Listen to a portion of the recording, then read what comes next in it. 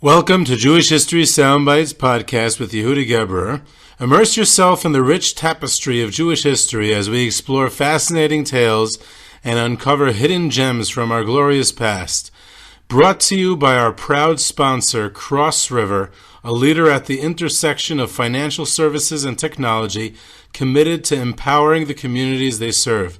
Cross River's steadfast support fuels our mission to preserve our heritage and foster a vibrant future for all.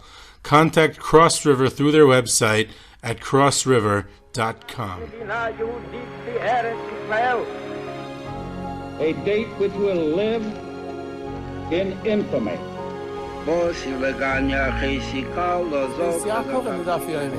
Both of those projects, initiatives, got off the ground because of the Guerrilla. The 11 Olympic team members slain in West Germany. The Olympic Games. Zugerechtbare Brüder in Amerika. Schon tausend Schabbos at the Skizar. Out of the 24 who were killed were Americans who had come to learn in Hebron. I say 1 million Jewish children who were made to be cut loose.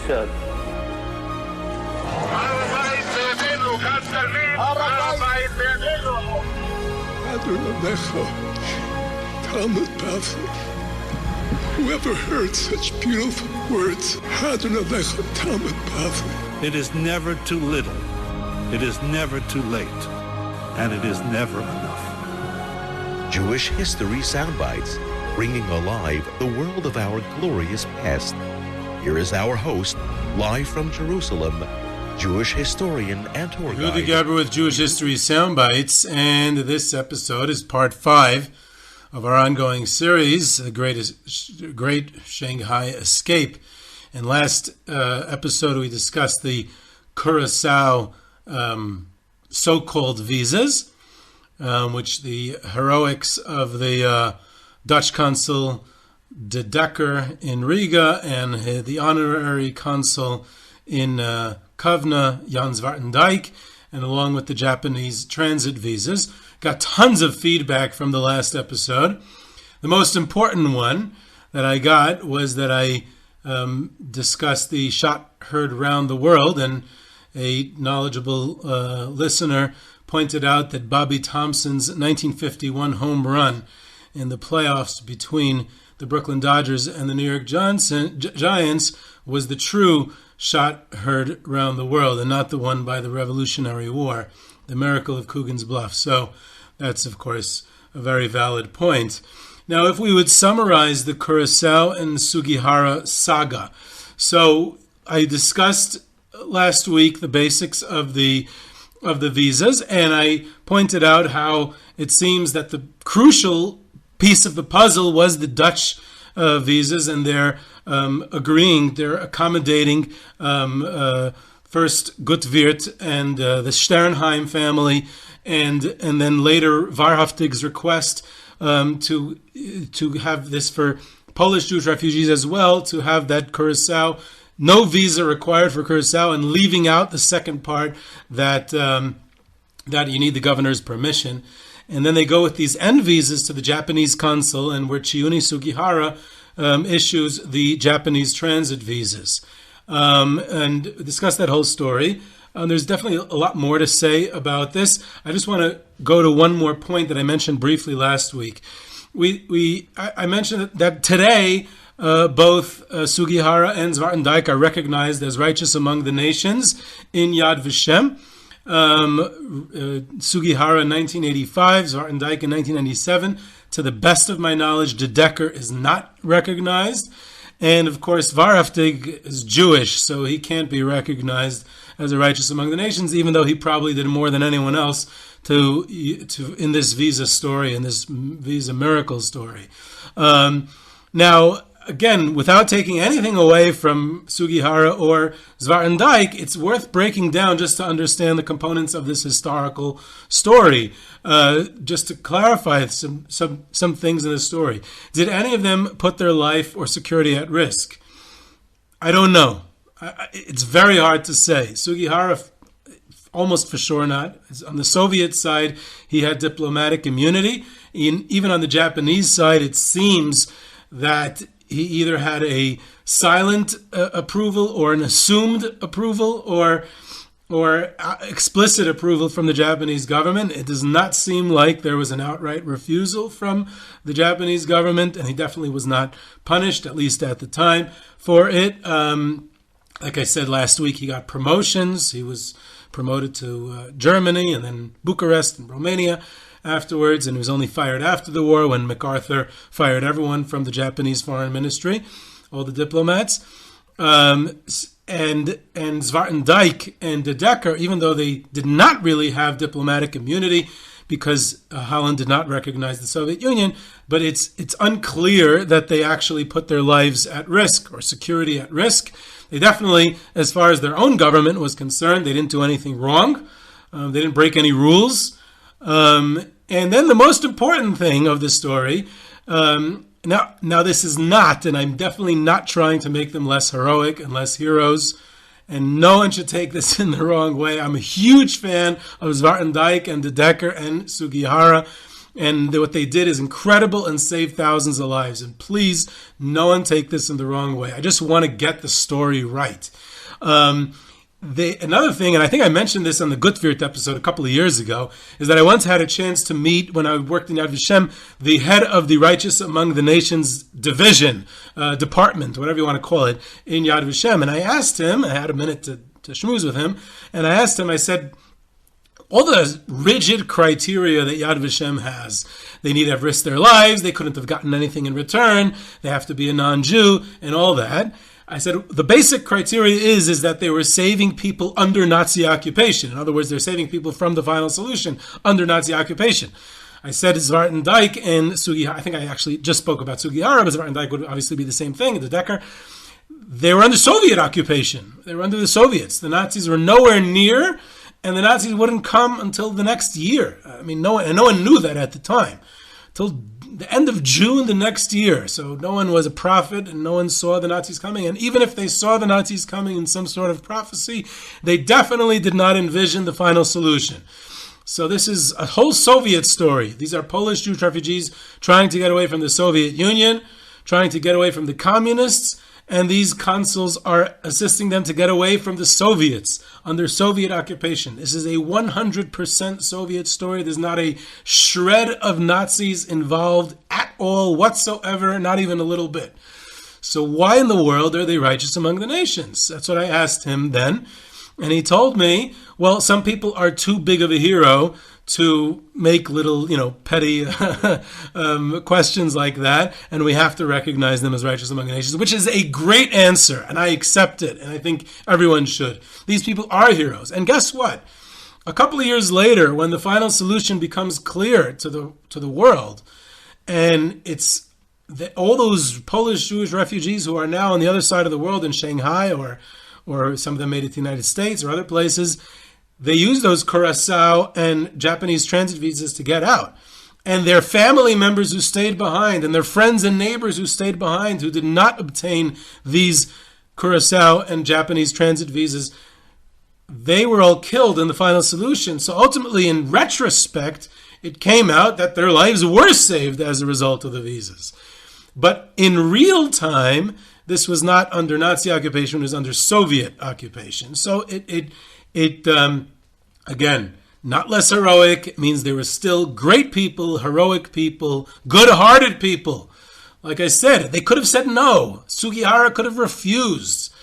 Zwartendijk could have refused. De Decker could have refused. And they went along with it. And they gave these visas. That's great. That's a wonderful, wonderful deed. And no one is trying to detract from that or demean it. It's just trying to understand it and broaden the picture. Okay, now let's move on to today's topic, which is, what is the Mir's place in all of this?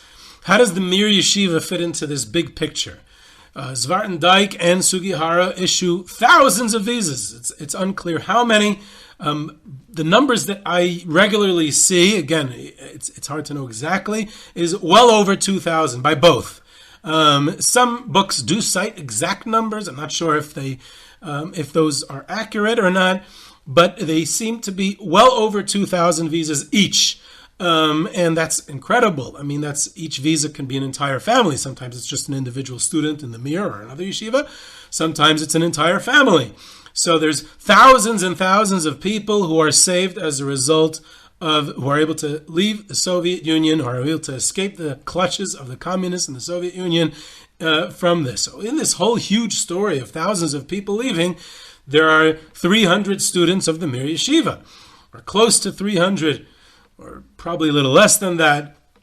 It's probably a little over 200, but that's another story. I spoke about that in an episode a few months ago, how many of the students of the Mir Yeshiva were actually involved in this.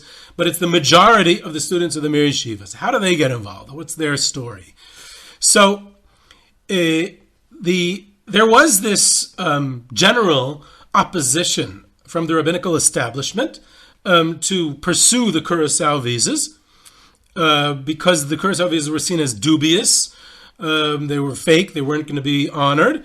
And also, even if you get the Curacao visas, but you're never going to be able to obtain Soviet exit visas, because anyone who applies for Soviet exit visas is just going to be sent to Siberia. And again, in the pre-final solution world, in the pre-Nazi occupation world, the worst thing in the world is to be sent to Siberia. So at the time, it's seen as the worst possible outcome. So Rav Leib Malin, who initiates the idea, Rav Leib Malin, Rav Chaim V'Saker, and others, who are leading students of the yeshiva, they're older students, they're Chabura, they're called the Arayas Sheba Chabura, the lions of the Chabura. They're the leading students of the Mir Yeshiva. They somewhat are the heads of the yeshiva. They run the yeshiva. They have a lot of a say in what the yeshiva policy is, almost as if they were part of the administration itself. And especially Rav Leib Malin, he's one of the oldest students in the yeshiva. I believe he's in his 30s, if I'm not mistaken. He is the one who goes against this consensus, this rabbinical opposition, and he says, no, we have to get away from the communists, we have to get away from the Soviets. They're anti-religion, they're going to shut down the yeshiva, there's no way we can sustain ourselves here, and therefore we must go out. We must get these visas. As flimsy as it sounds, we have to do it. And the Mir joins the bandwagon and tries to get these visas as well. So how does that process take place? So let's take a step back to understand where the Mir was throughout the visa searching, which we've been describing in previous episodes. We said first they were in Kedan, and then after the Soviet occupation, they were dispersed to the four Shtetl. In these times, the Rosh Yeshiva of the Mir, Rav Leib Finkel, he was one of the most active Rosh Yeshiva in his efforts during 1939 and 1940, throughout that time, to obtain visas for the entire yeshiva. Primarily, his goal was to get them to the land of Israel, to Eretz Yisrael, to Palestine. So even among Rosh Yeshiva who were opposed to the Curacao visas per se, but Rav Leib happened to have been one of the most active Rosh Yeshiva in seeing this whole Lithuania thing as temporary and trying to get out. It was actually quite unique. Kamenetz to a certain extent as well. Most of the other yeshivas were more complacent, more passive. Rav Leib seems to have been one of the more active ones. And there's this, and it's all documented because it's letters that he sends to Rav Herzog, Rav Yitzchak Isaac Halevi Herzog, who's the chief rabbi of Palestine under the British mandate, and asking him to help get special extra rabbinical visas above the British draconian quotas. Rav Herzog himself, who's trying to assist the yeshiva community in Lithuania as much as he can, as well as many rabbis who are stuck there with their families in Vilna. During war, really heroic of him, he initiates on his own this trip to London to personally ask the British Foreign Ministry and to entreaty them and talk about how we need clergy in the land of Israel and we need to bring in these rabbis and it needs to be above quota and specials for rabbinical students. And he begs and begs. Not so successful, but there are tens of rabbis who do get these special visas directly as a result of Rav Herzog, and they're the ones who rebuilt the Israeli Torah world after the Holocaust. I mean, people like the Brisker Rav, and Rav Lezer Yudel, and Rav Shach, and Rav Chesky Mishkovsky, and Rav Zalman Sorotskin, and the Majid Rebbe, and many others who got the visas because of Herzog. Herzog single-handedly is the one responsible for all these people's lives being saved and for their contributions to the Torah world in Israel after the Holocaust. But he is not successful at getting for the masses of yeshiva students. There's all these letters to Rav Herzog. There's letters that he writes also to Moshe Blau, Moshe Bloy, the head of the Agudas Yisrael in Eretz Yisrael. And of course, his Rav Leib Yudel also is in touch with Zarach Varhavtig during this time as well, trying to get the yeshiva, the entire Mir Yeshiva, to Eretz Yisrael. In addition to the idea that they were, during 1940, that the Mir and Rav Leib Yudel and other people were concerned about a future Soviet takeover of Lithuania and the Baltic states. That's what they were concerned about. They were not concerned about the Nazis, like I keep on saying. It was about a Soviet takeover, which is what happened. They also were concerned that the Lithuanian government wouldn't allow them to stay for that long because these people are Polish refugees. How long is the Lithuanian government going to allow Polish refugees to stay in its territory? Eventually, they're going to want them to move on. So there was also that concern, and that's what also was an impetus for them to search for visas even before the Soviet takeover. At some point, it becomes clear to Rav Leib Yudel Finkel that the British are not going to allow the entire Mir Yeshiva into Palestine. At pretty much around this time, this is sometime in the middle of 1940, this is the winter of 1940, Rav Leib Malin decides to make a first move. The first piece of documentation that anyone needs before they even go for visas is those visas have to be stamped somewhere into passports. So he needed to make sure that everyone in the Mir Yeshiva has Polish passports, whoever was Polish citizens, obviously. People who were not Polish citizens would have to get their own passports from their country. So, Rav Leib Malin, together with his close friend Reb Chaim V'Sucker, they initiate this project to get passports for the entire Mir Yeshiva, way before the whole visa saga, and even before the communist takeover. This is in the winter of 1940, way before June. So Rav Leib Yudel went along with it. He agreed with it. And Rav Leib Malin has a student of the Mir Yeshiva, a fellow by the name of Yaakov Ederman, who he goes to Kovna, and he goes to the British consulate in Kovna. And in the British consulate, there's a Polish desk, because the Polish government in exile. And he obtains passports for the entire yeshiva. Somehow he pulls off that the Mir Yeshiva does not have to go in its entirety to get their passports. He's able to bring everyone's documentation to the consulate, and this is one of the many miracles along the way. The Mir Yeshiva was able to continue studying Torah, which is what they're very good at, and Yaakov Ederman, who is this emissary of the yeshiva, was able to obtain passports for everyone. So now everyone has got passports. Now the next thing is Zarach Varhavtig. His father, Rabbi Yerucham Varhavtig, who was now a rabbi in Yerushalayim at this point, his father, so this Rabbi Yerucham Varhavtig was friends back in the day, I think from Telz Yeshiva, if I'm not mistaken, with Rabbi Leib Yudel Finkel. So Rabbi Leib Yudel knew Varhavtig, and Zarach Varhavtig, who was trying to do anything he could to help assist the yeshiva students in getting these visas, he makes a very interesting visit to Keidan, where the Mir Yeshiva was staying, to convince the Mir to participate in the visa thing once the summer of 1940 in July, once they, or maybe before July, once the visas became the hot topic. So what I want to do now is read a passage from Varhavtig's memoir, Refugee and Survivor, where he describes the meeting with Rav Leib Yudel and how he convinced him to go for the visas. It's very interesting, at least from his perspective. And he says as follows: several Mir students suggested that I explain to the Rosh Yeshiva the necessity of preparing documents and visas for as many students as possible. Though I realized the difficulty involved, I agreed to do so.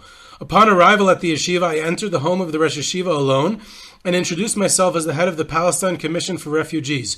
Rabbi Finkel, a warm-hearted and hospitable Jew, accorded me a spirited reception and insisted that I stay for lunch. I strove to transmit to him my grave forebodings and the urgency for action for procuring travel documents and visas for the entire student body, whatever their immediate use. Rather than relying on miracles, I insisted that we had to go forward to meet the miracle and prepare ourselves for the Almighty's salvation. I promised the full cooperation of our commission and urged Rabbi Finkel to take matters in hand. Rabbi Finkel wanted to withhold any action until he was assured of obtaining aliyah permits for the entire yeshiva. He was afraid of the dispersion of his students. I had to explain to him that there was no hope of obtaining such a large number of certificates for one yeshiva, and hence no delay was justified. Our conversation was painful and at times harsh.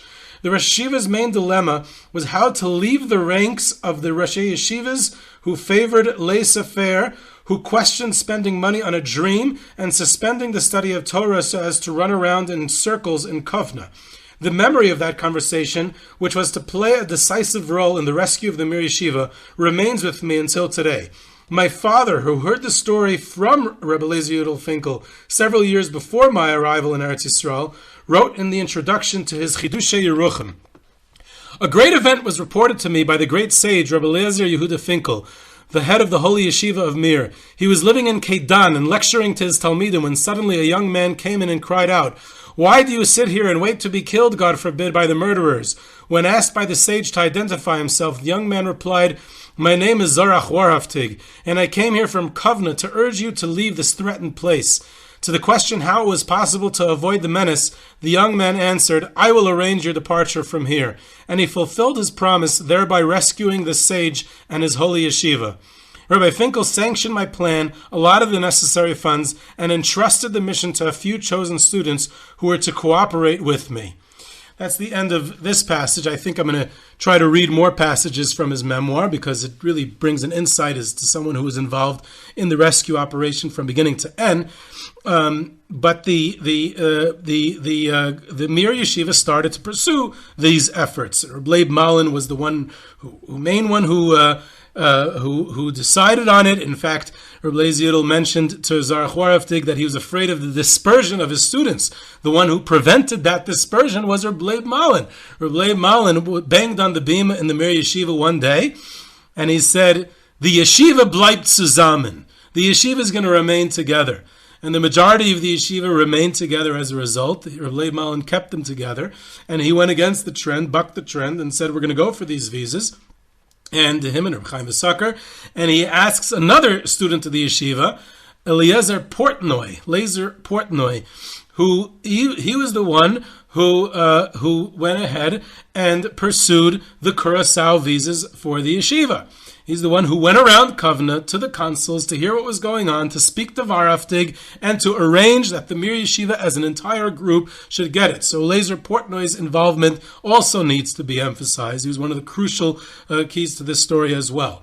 And there's this, the realization dawns upon them, upon Warhaftig and upon the Mir Yeshiva and upon the masses of refugees, that they have to look east, like we described last week. They can't get into Palestine. Western Europe is engulfed in flames. The only way is across the Soviet Union through Japan to perhaps Curacao, at least to get these Curacao so-called visas. After the Western Europe is occupied by the Nazis and the Baltics by the Soviets, and Reb Chaim Ozer Grudzinski passes away, and the closing of all the consulates. This is the panic season. This is the summer of 1940 that we described last week, that crucial month of July and August.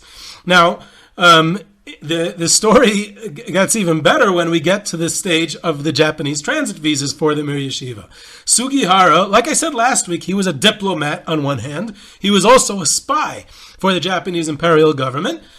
He was sent to open this consulate, which was really unnecessary from a diplomatic point of view, but he was really opening it. The Japanese government wanted him to open it to be eyes and ears for the Japanese government, because now that the Molotov and Ribbentrop pact was signed, the Japanese assumed that the pact would be broken soon by Germany, and they wanted someone on the ground to see German troop movements across the border, and he would have his eyes out for that. So Sugihara was also a spy. Now Sugihara was considered, so the Germans, they suspected that Sugihara was a spy, and their erstwhile allies, the Japanese, so they suspected he was a spy. So they send a German, a fellow by the name of Wolfgang Gutsche, to be the assistant to Sugihara in his office, and to work as his assistant, officially as his assistant, and Sugihara hired him as assistant, and he was actually a spy on Sugihara. He was a Gestapo agent. and he was reporting back to the Gestapo what Sugihara was doing.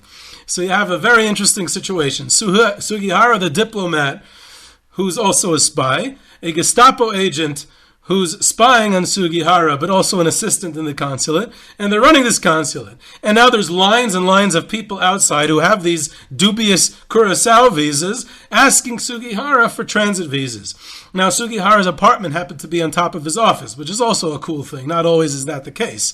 The consul's house is not always in the same building. And here's another great part of the story, is that Sugihara's wife is awakened by early in the morning, by this long line. Hundreds of people are coming around. It's the end of July, the last days of July. And she says to him, look at this.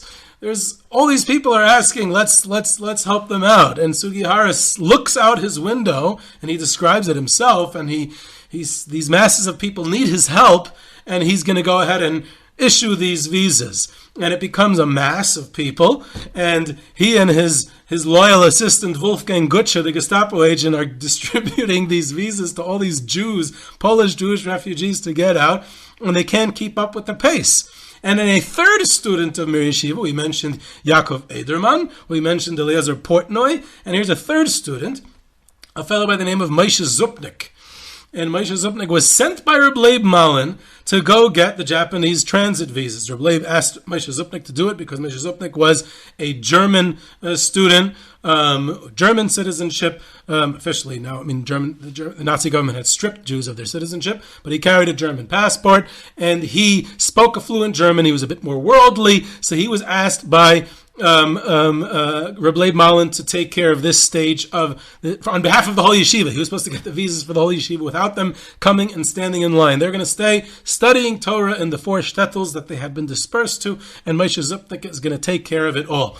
In fact, Moshe Zupnik is buried next to my wife's grandfather in the cemetery here outside Beit Shemesh. And whenever I go with my children on a yard site to my wife's grandparents, I make sure to stop with them at Moshe Zupnik's kever, and I tell them, Kindelach, this man is not so well known, but he is the one responsible, one of the many people, but one of the people responsible for the saving of the entire Mir Yeshiva, and we should recognize him and his role in history and in saving the yeshiva. And I heard his interview that he gave to a Torah Masorah documentary, a fascinating interview, and Moshe Zupnik describes how he speaks to Sugihara and he speaks to Wolfgang Gutsche, and he's trying to arrange the visas for the yeshiva, and in his discussions, and he speaks this fluent German, and he seems like he knows what he's talking about, and he's very worldly, and he offers to assist. He says, it's 300 visas I'm asking for, or I don't know if it was 300, but between 200 and 300 visas that I'm asking for, and I can help you write it down, I can help you write, I can sit it, and he becomes Heimish enough in the office there that eventually Moshe Zupnik has an official desk and room in Sugihara's consulate, and he's helping Sugihara and Gutsche write the visas. So you have this extraordinary situation where a Japanese diplomat / spy and a German assistant to a diplomat, secretary to a diplomat / Gestapo agent, and a yeshiva bacher from the Mir are writing visas together to save Polish Jewish refugees, and along with also, in addition to them, among those refugees is the group of the Mir Yeshiva. And that's amazing. Zupnik actually describes how he asked Gutsche, why are you doing this? Why are you helping us? I thought Gestapo and Nazis, and why would you help Jews? So Gutsche tells him, I'm a dedicated Nazi. I believe in the Nazi ideology as far as the future for Germany, and I see Hitler as a great leader for Germany. But I disagree with his policy about the Jews. He kind of in his own mind at least, separated the two. And he said, I don't think, that what he's doing to the Jews is right, so I'm doing my part. And then he said the following to Zupnik, a fascinating thing. He said, let me tell you something else. He said, the world is a circle. Whoever's up today can be down tomorrow. Whoever's down tomorrow can be up today. So I'm doing a kind deed for you. And if things switch at some point and that you're on top and I'm at bottom, remember me and remember what I did for you. That's what Wolfgang Gutsche tells Moshe Zupnik, and Moshe Zupnik related this word for word, almost, I don't know if I exactly said it word for word, in his testimony. So it's a fascinating insight. So that's how the Mir is getting it. This whole thing takes place, like I said, July, August 1940. In fact, after the consulates close, the visas continue as forgeries. They continue. People start forging visas. They say, okay, now the consulate's closed. They start to forge visas and see if they can get away with that. Some of them did, some of them didn't. Some of the forgeries were caught. Some of them were better done. Some of them were more sloppy. But there was continued with these forgeries of Curacao visas, forgeries of Japanese transit visas. In also interesting, another side point which I think a lot of people overlook is that the refugees said, after the consulates closed, there's no more Dutch consul, the Soviets closed it down. There's no more Japanese consul, the Soviets closed it down. So the refugees say to themselves, what? Wait, if the Curacao visas can be visas and the Japanese transit visas can be transit visas, then what's the difference which consulate comes from? So they tried getting similar visas at the Dutch consul and the Japanese consul in Moscow. Some of them were successful. The Dutch and Japanese consul in Moscow also gave those visas. And some of them tried to get it through other countries. And another crucial person in this regard, who I think is overlooked in the story, is Reb Shlomo Wolbe. Reb Shlomo Wolbe was a German yeshiva student of the Mir who had returned to Germany at some point and made it to Sweden, escaped from Nazi Germany to Sweden. And he, as a Mir Yeshiva student, is a great man. Later on was famous as the Mashgiach. He spends the war years in Sweden. Now, some people know about how he helped as the Vad Hatzalah agent in Sweden. So he helped funnel the funds to the Mir Yeshiva in Shanghai throughout the war, because Sweden was neutral. But what's less well known is how he approached the Dutch consul and the Japanese consul in Stockholm on behalf of refugees still stuck in Lithuania after the consulates had already been closed in Kovna, and tried to get them visas there. And he was successful to a certain degree. He was able to get, I don't know the exact number, but he was able to get some of them visas from the Dutch and Japanese, because the same thing, the Curacao and Curacao visas from the Dutch consul and the Japanese transit visas from the Japanese consul. For some of those stuck in Lithuania, was able to send it to them and forward it to them, and that is another heroic deed that Reb Shlomo Wolbe was able to arrange from his place in Stockholm. Now the question now goes: so then, what was the issue? Why was it only the Mir Yeshiva that did it and no one else did it? Right, and that's the big question. And this is a bit of a delicate topic and somewhat controversial. So I'm going to try to keep this. Without getting a rock through my window. Let's try to go back into real time, into the perspective of the rabbis at the time, and try to understand what their perspective was. Because the official rabbinical establishment, and we'll give them names, right? Reb Chaim Ozer Grodzinski, the undisputed Gadol Adar, Reb Aaron Kotler, Reb Elchanan Wasserman, all the great Rashi Yeshiva at the time, they were against it. They said, Shev v'al taisa. That was the word that they kept on saying, the phrase that they kept on using. It comes up in the documentation, in the memoirs. Everyone quotes the rabbis as saying that Shev v'al taisa. Better to be passive. Don't pursue the visas. Why not? Let's try to understand their perspective. The Curacao visas were seen as dubious, fake, dangerous. The prevailing attitude says it's better to stay away from it. Now they're learning Torah. They're studying Torah. They're safe in this country. The visas, together, the Dutch and Japanese visas, cost them a full week of their stipend from the joint. The JDC stipend that refugees received, it would cost a full week of that stipend just to pay for the visas. So how are they going to buy food? And if the visas are so flimsy and fake and not even going to be useful, and what's the point? Why would we want to run around Kovna for days waiting on lines, waiting for something that was so flimsy, that was so risky, that probably won't even work, possibly even dangerous? It definitely, by all accounts, did not seem like a good idea. That was the attitude of the yeshivas, Sheva al Taisa. There were individual students in the yeshivas who did so on their own against their position of the Rosh Yeshivas and rabbis.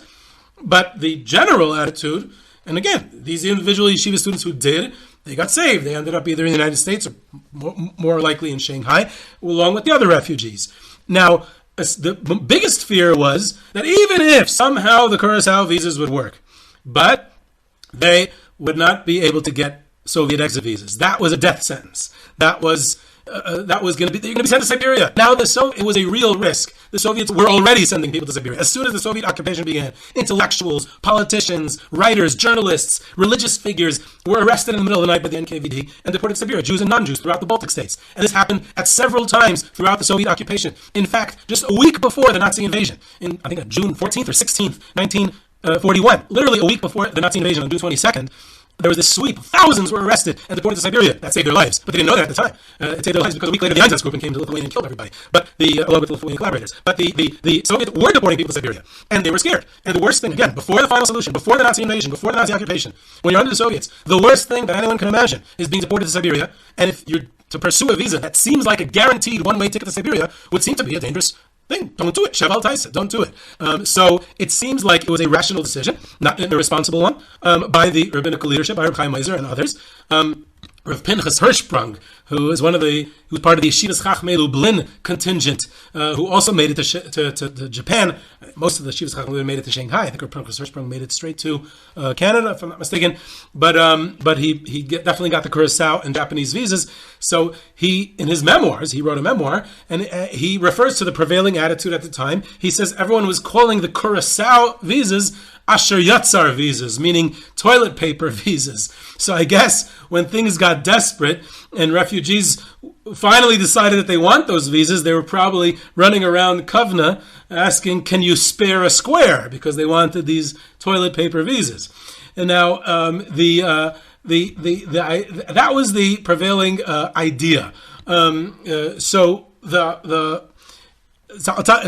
tell you a story. I'll introduce with a story. I was once guiding a group of yeshiva students, an American yeshiva, a bunch of years ago, and we were in Lithuania, and we went, of course, I bring every group in Lithuania to the to the Sugihara house, to the Sugihara house where the consul was, where his apartment was, where there's a whole beautiful museum today, and I tell the whole story, and I'm telling the story, and I was saying that, Reb Chaim Meiser and Reb Baron Kotler and all the rest of Yeshiva were against it, and Rav Leib Malin said, no, we have to pursue it, to get away from the Soviets. The Soviets are anti-religion, they're going to destroy the yeshivas, they're not going to allow us to study Torah, we can't practice our religion under the Soviets, we have to do anything with Mesiris Nefesh to get away from the Soviets. So again, it was all about the Soviets, not the Nazis. So Rav Leib Malin went against the consensus. Now that is the story. That's the story of what happened to the Mir Yeshiva. That's the story of why they're the only ones who got saved, is because Rav Leib Malin made that courageous decision. So I say this story, and there's no other way to say it, right? There's no way to temper it. And the rabbi, the rabbi of the group that I was leading, pulls me over to the side afterwards quietly and says, "Why did you just do that? You just made my job much harder." I said, "What did I do wrong?" He said, "All the guys are coming over to me now and said, how did Rav Leib Malin and the Mir go against what the rabbis were saying?" So I told him, I said, "Look, two things I have to say. Number one, isn't that your job? You're an educator. You're a mechanech. This is what you're supposed to do. You're supposed to. I'm a historian. I'm just supposed to be giving the history. You're supposed to be providing the chinuch. It's not. It's not my issue. That's your job. Second of all, that's the story. There's no other way to cut the cake. I don't have any issue with it because I never applied the concept of papal infallibility to the rabbinical establishment. So I don't have any issue with it. So Rav Chaim Meiser read the situation in a certain way because that's the best information he had at the time. It was an intelligent decision that he made given the information that he had at the time. He had no idea about the Nazi invasion. He had no idea about the Einsatzgruppen and the final solution. So he made the best decision what he thought. The fact that it turned out history proved otherwise, that's not his fault. There's nothing wrong with what Rav Chaim Meiser did. So that's not a problem. Rav Leib Malin didn't see the Nazi invasion either. He thought it was worth doing it to get away from the Soviets, and he decided to go against the establishment. That's his prerogative. So I didn't see any issue with it. Then a couple of years ago, my close friend and colleague and I, Davi Safir, and I were writing together a landmark article for the Mishpacha magazine on Rav Leib Malin, which is a fantastic article, covers a lot of the stuff what we're talking about in this story. I highly recommend that you read it if you haven't yet. And here we're publishing it for Mishpacha magazine, so we have to really get it right, because if we write that Rav Leib Malin went against the rabbinical establishment, I have young kids at home. I don't want anything to happen to them. I also want to marry them off one day. So, and I'm not using a pen name to write the articles, so it's not worth it. So we have to get a good version of the story.